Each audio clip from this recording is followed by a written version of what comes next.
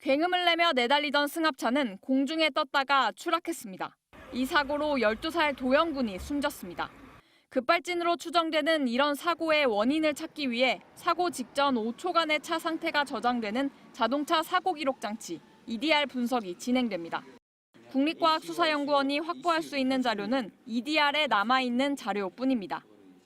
사고 5초 전, 그 이전의 차 상태는 전자제어 장치, ECU의 소프트웨어가 어떻게 작동했는지 확인해야 하지만 그 결함을 명확히 밝혀낼 수 없습니다. ECU는 자동차의 뇌에 해당하는 장치로 엔진이나 자동 변속기 등을 제어하는 핵심 소프트웨어인데 차량 제조사가 기술 보안 사항이라며 ECU 소스 코드를 공개하지 않아 조사에 한계가 있기 때문입니다.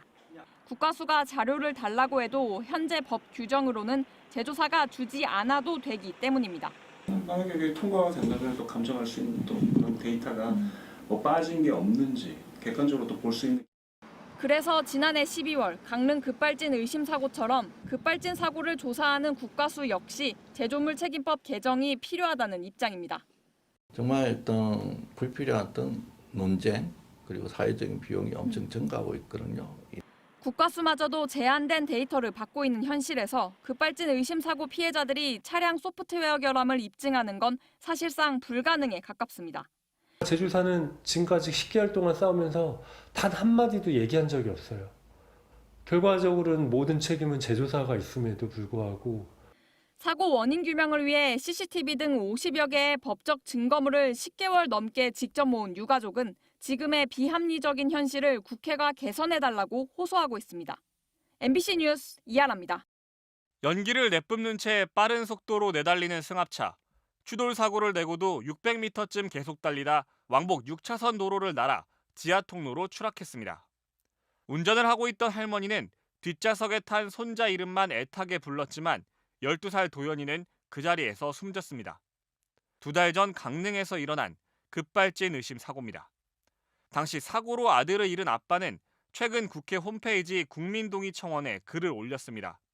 그는 너무나 평온하고 평범했던 일상들이 급발진 사고로 인하여 풍비박산났다며 당시 운전자였던 어머니가 형사 입건되었다는 청천벽력과 같은 사실에 아들을 잃은 슬픔도 뒤로하고 어머니에게 죄가 없음을 호소하는 탄원서를 받고 있다고 말했습니다. 그러면서 급발진이 왜 발생했는지에 대한 사고 원인 규명을 비전문가인 사고자나 유가족이 해야 한다는 대한민국의 현실에 울분이 터진다고 밝혔습니다. 또한 최소한 급발진 의심 사고 시엔 자동차 제조사가 급발진 결함이 없음을 입증하도록 입증 책임을 전환시키는 법 개정이 시급히 필요하다며 국민동의청원에 동참해줄 것을 호소했습니다. 국회 홈페이지를 통해 이뤄지는 국민동의청원은 30일 동안 5만 명의 동의를 받을 경우 국회 소관위원회에 자동으로 회부됩니다. 이후 심사를 거쳐 채택되면 국회 본회의에서 심의 의결이 이뤄집니다. 이 글은 올라온 지 나흘 만에 현재 3만 명이 넘는 시민들의 동의를 받았습니다. 경기도의 한 아파트 상가 앞 도로. 길가에 서 있는 흰색 볼보 승용차에 운전자가 올라탑니다. 그런데 한동안 멈춰있던 차가 갑자기 굉음과 함께 출발합니다. 어머, 잠깐만. 운전자는 당시 주차된 상태에서 통화 중이었습니다. 영수증이 안 들어왔다고? 왜 안 들어갔을까? 잠깐만. 어머, 잠깐만. 속도가 걷잡을 수 없이 빨라지면서 과속 방지턱도 거칠게 날아가듯 넘어가며 질주합니다. 잠깐만. 신호도 무시한 채 사거리도 그대로 통과합니다. 잠깐만. 이거 안 돼. 최고 속도 시속 120km. 단 19초 만에 사거리를 3개나 지나 500m나 달린 차량은 정면에 국기계양대를 들이받고서야 멈췄습니다. 소리가 나길래 뭔 일이요 이렇게 본 거지. 그러다 휙 뜨고 차가 막 내달리더라고. 운전 경력 23년의 50대 운전자 전모 씨는 곳곳에 뼈가 부러지는 중상으로 전치 20주의 진단을 받았습니다. 평생 거동이 불편한 장애를 갖고 살아야 합니다.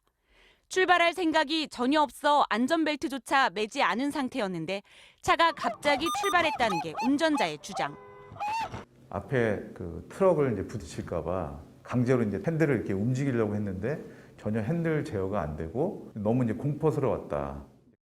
이 차는 반자율 주행 기능이 있는데 이 시스템이 오작동한 것이 아니냐는 게 전시 측 주장입니다. CCTV상으로 보면 차량의 브레이크, 후미 등의 불이 들어오지는 않았습니다. 하지만 영상을 본 한 차량 전문가는 운전자 의사와 다르게 차량이 출발한 것은 분명해 보인다며 차량 오작동 가능성을 제기했습니다. 출발을 하고 즉각적으로 했다는 의미는 의도와 달리 차량이 진행을 했다는 부분. 앞차와 거리가 가까워지면 속도가 줄거나 멈추는 기능도 있지만 당시 이조차 작동하지 않았고 중앙선도 그냥 넘어갔습니다.